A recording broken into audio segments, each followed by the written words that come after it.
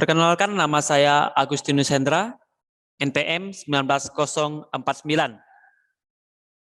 Dalam hal ini, untuk UAS Filsafat Cina, saya mengambil tema apa itu tahu. Yang pertama-tama, siapakah Lao Tzu? Lao Tzu merupakan ahli filsafat yang terpopuler dan juga merupakan pendiri Taoisme.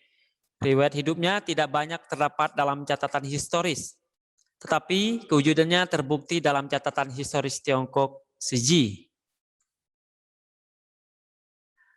Selanjutnya, untuk mengetahui apa itu tahu, dapat 4 arti tahu.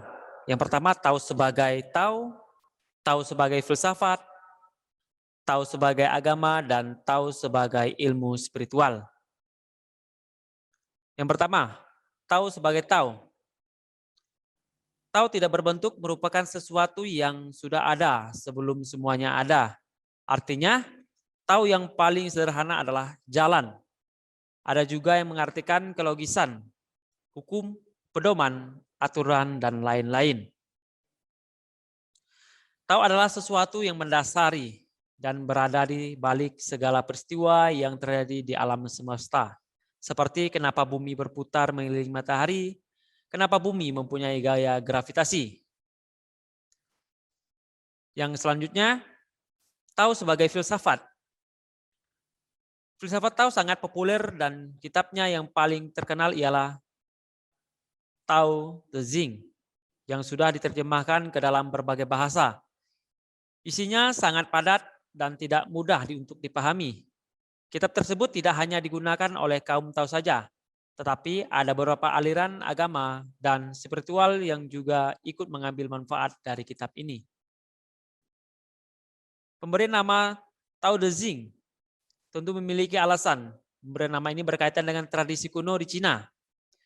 Tradisi ini menunjukkan bahwa buku-buku di Cina biasanya diberi nama sesuai dengan nama asli penulisnya atau juga orang yang dianggap penulis buku itu. Dalam hal ini adalah Tao Te Ching yang diberi nama berdasarkan penulisnya atau gelar Old Master yang disebut Lao Tzu. Tahu sebagai agama. Agama Tao adalah agama yang tertua di dunia.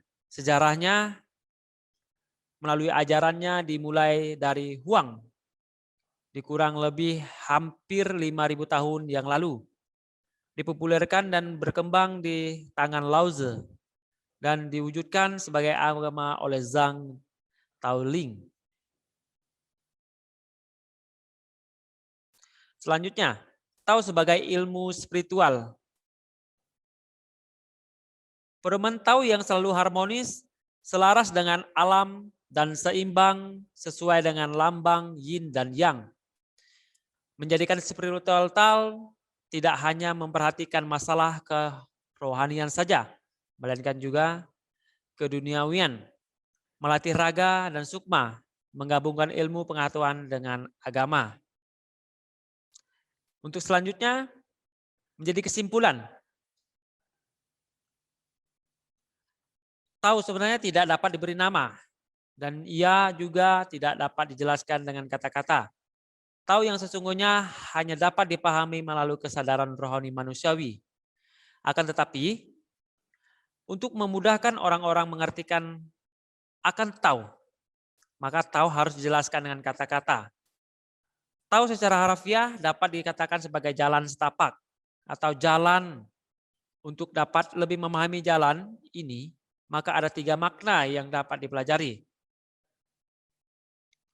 Yang pertama, tahu adalah jalan dari kenyataan terakhir. Tahu tidak dapat ditangkap karena melampaui jangkauan panca indera. Yang kedua, tahu adalah jalan alam semesta. Tahu memiliki sifat transenden tetapi juga imanen. Yang ketiga, tahu adalah jalan manusia menata hidupnya. Tahu juga memberi petunjuk kepada manusia mengenai kehidupan yang seharusnya dijalani untuk manusia supaya selaras dengan cara bekerja alam semesta. Atas perhatiannya, saya ucapkan terima kasih.